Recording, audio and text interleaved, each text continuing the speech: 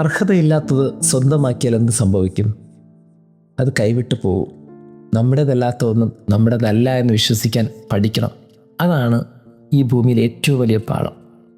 എല്ലാം നമ്മളുടേതാകണമെന്ന് ആഗ്രഹിക്കരുത്. നമ്മുടേതല്ലാത്ത പലതും ഈ ഭൂമിയിലുണ്ട്. അതാണ് ഇന്ന് ഗോസ്പലിൽ നമ്മൾ കാണുന്നത്. ഒരു ഭൂവുടമ തൻ്റെ ലാൻഡ് കുറച്ച് പേർക്ക് ഏൽപ്പിച്ചു കൊടുത്തു. ജോലിക്കായിട്ട് ഏൽപ്പിച്ചു കൊടുത്താണ്. അതിൽ നിന്ന് നല്ല ഫലം പുറപ്പെടുവിക്കണം, എന്നിട്ട് അതിൻ്റെ റിസൾട്ട് പറയണം, കാശ് കൊടുക്കണം.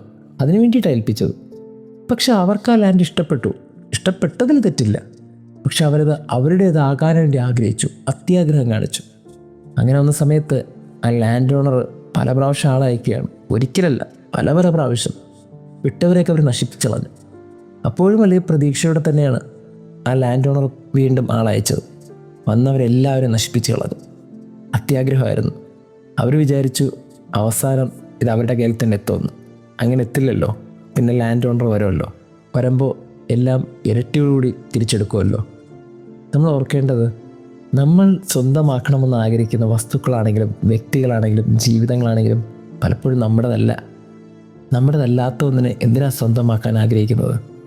വിട്ടുകൊടുക്കാൻ മനസ്സുണ്ടെങ്കിൽ, വേണ്ടാന്ന് വയ്ക്കാൻ തീരുമാനിക്കുന്നുണ്ടെങ്കിൽ, അത് ഈ തപസ് കാലത്തെ ഏറ്റവും വലിയൊരു പുണ്യമായിരിക്കും. നമ്മുടേതല്ലാത്ത ഒന്നും നമുക്ക് വേണ്ട. നമ്മുടേതായതൊന്നും വിട്ടുകൊടുക്കാനും മനസ്സ് കാണിക്കണ്ട. നമ്മുടെ കാര്യങ്ങളിൽ എന്തുണ്ടോ അത് ഏറ്റവും സുന്ദരമാണ്, മനോഹരമാണ്. ആ ലാൻഡിനെ എത്ര ഫലം പുറപ്പെടുവിക്കാൻ പറ്റുമെന്ന് ചിന്തിക്കുക. നമ്മളുടെ ലാൻഡിന് എന്ത് പറ്റി? അതിനുത്തരം കൊടുക്കാനാണ് നമ്മൾ ഓരോരുത്തരും കാത്തിരിക്കേണ്ടത്. അല്ലാതെ ജോലി ചെയ്യേണ്ടിടത്ത് ജോലിക്കാരനായിരുന്നാൽ പോരെ?